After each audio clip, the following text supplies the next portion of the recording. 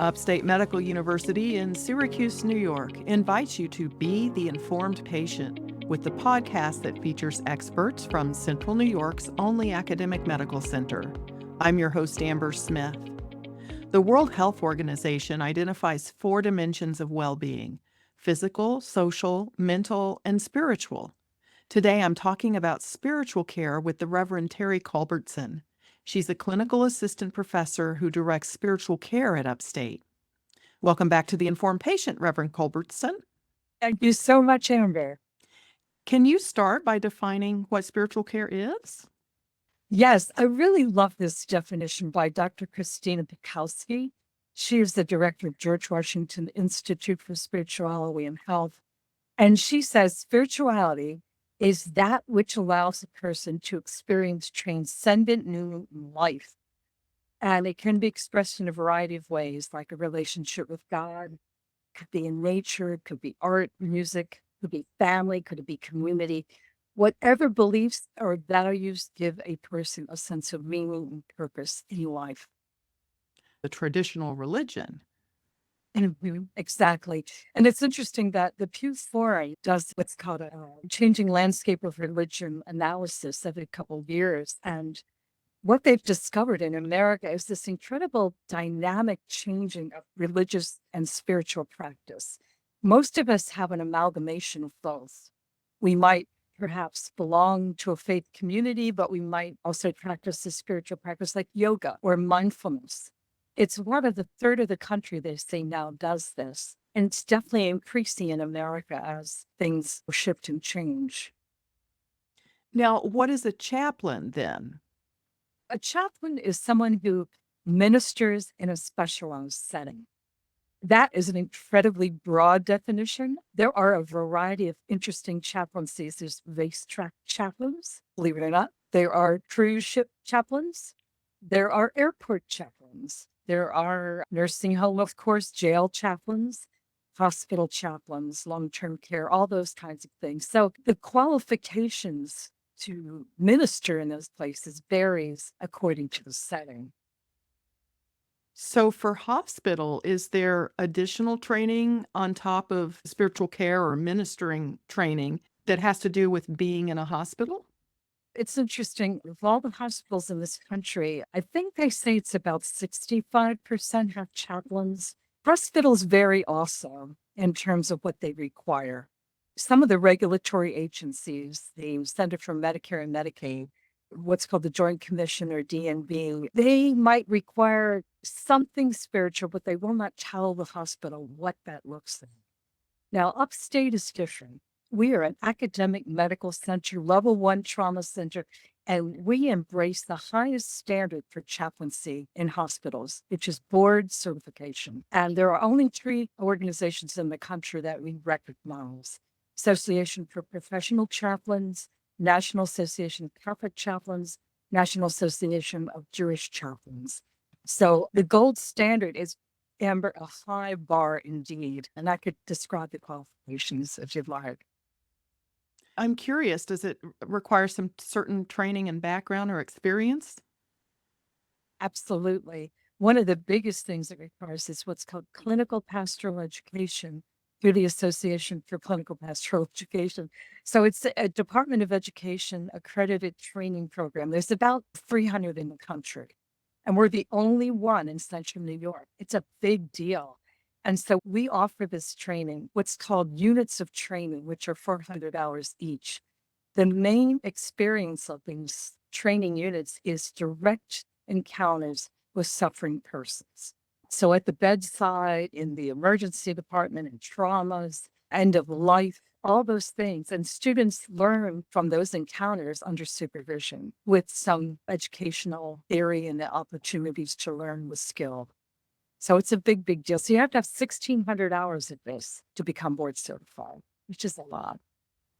So this takes some real dedication. It sure doesn't. I got to say, we have over 160 graduates in our program. We had a reunion this year, 20th year. And people have come from the Southern Tier. They've come from Canada. Some of them work full time, but they're called to this kind of work and come to train alongside of us. And it's very powerful indeed. So, once you are a chaplain, what are the duties of a chaplain in a hospital like Upstate?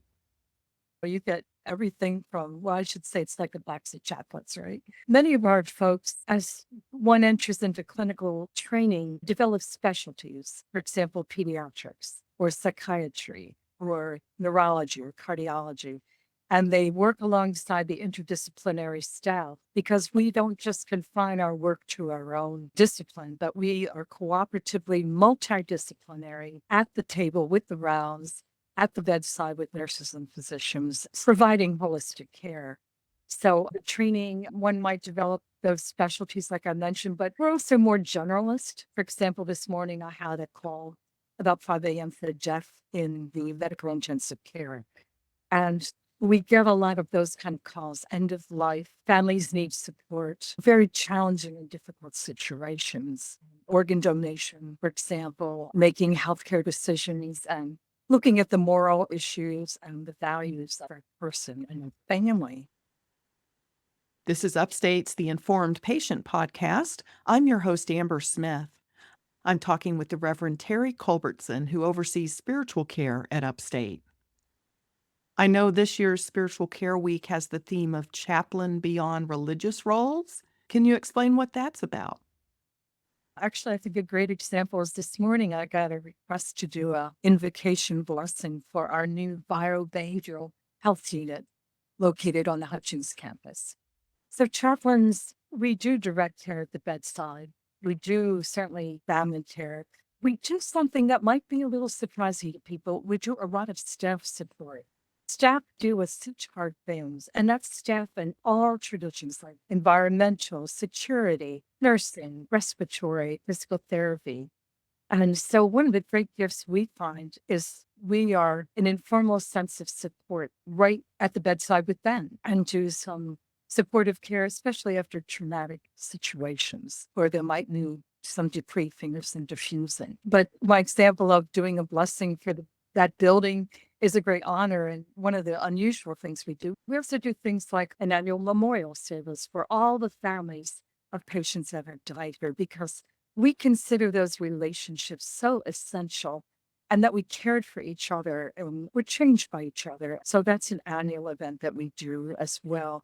We do educational things, teaching with, for example, respiratory students. We did a simulation reenactment this summer with the new respiratory students at a bedside of a simulated mannequin while they extubated the mannequin. And so that's kind of unusual. The other thing that was quite remarkable this summer, we had this anatomical gifts program here where people donate their bodies to science for the medical students. And I was privileged to go out and offer service over the remains of some of these people out in the community where we have a burial site. So you never know what you're going to get. It sounds like your job is different every day.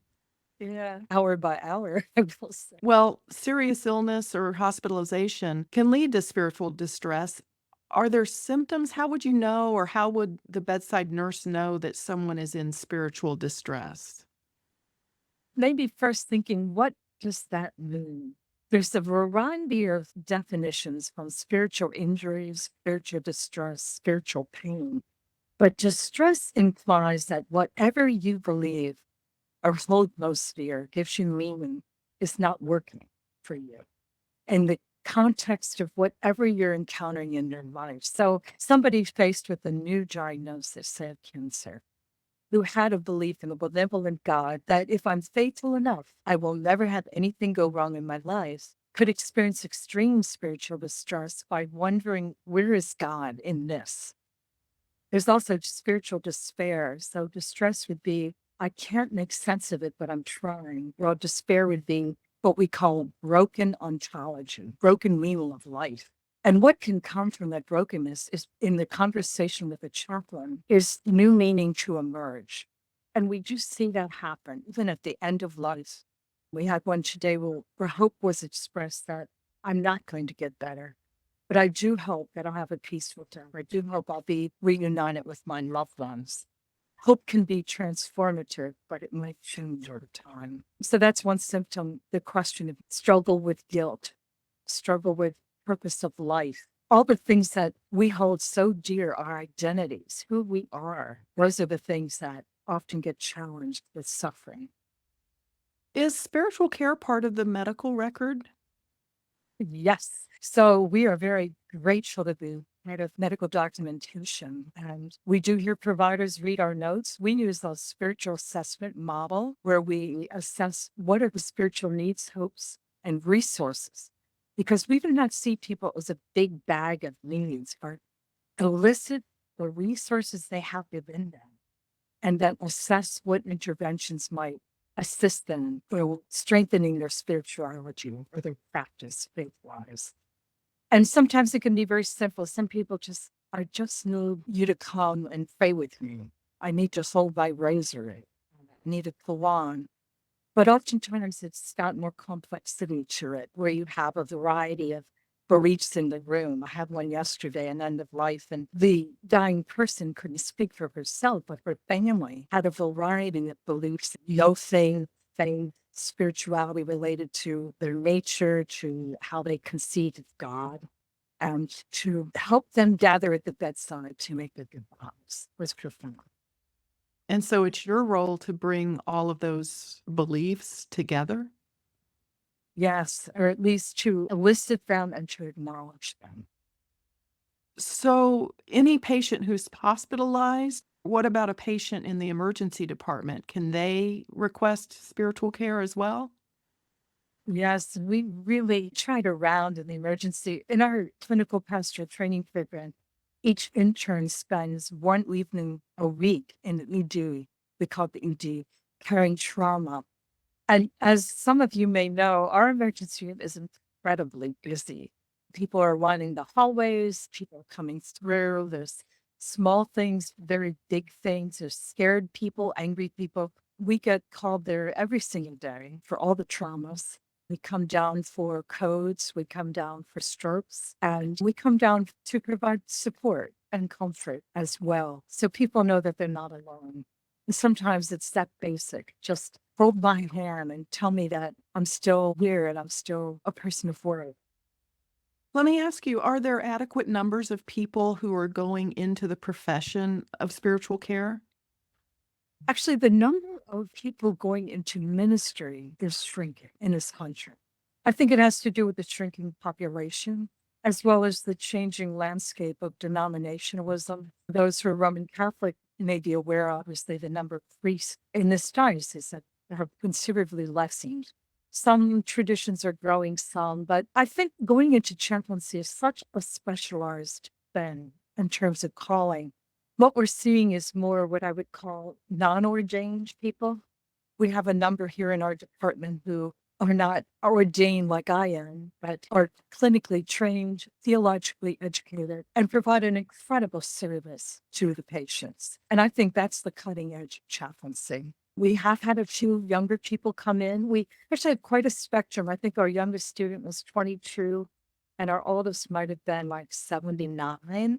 I actually think it's a great profession for all ages. We bring our wisdom, we bring our life experience, we bring maybe another career that we've learned from, the discipline of being responsible, maybe having raised children, which I think is one of the greatest learning opportunities. We certainly welcome people to inquire. And a lot of times people come alongside of us and they volunteer for a while and see if this is really what they're meant to do, because it's not for everybody. But it sounds like you would recommend becoming a chaplain. To some people, this might be a good profession. Absolutely. The one thing that is different being a chaplain from being, say, a clergy person or, say, a priest is we minister to all traditions and no traditions. So we cannot impose our faith or our religion on others.